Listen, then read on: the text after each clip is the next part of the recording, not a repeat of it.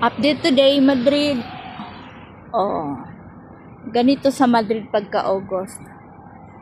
Lahat ng tao na sa vacation kasi nga mainit. Pero in fairness, ang lamig ngayon. Kami lang ng alaga ko dito. Mostly ng mga bata sa vacation. Babalik na yan sila mga first week of September or August. Kasi sobrang init, ayaw na nila dito magstay. Punta sila ng doon, usually yung iba sa north, yung iba naman din sa south, sa Andalusia. Yung trabaho ko, malapit lang ako dito sa gymnasium ng Santiago Bernabeu. Alam mo, pag dito, normal days, like, may pasok, mga 5 p.m, labasan na yun ng mga bata galing sa school. Punong-puno talaga itong na to, park na to.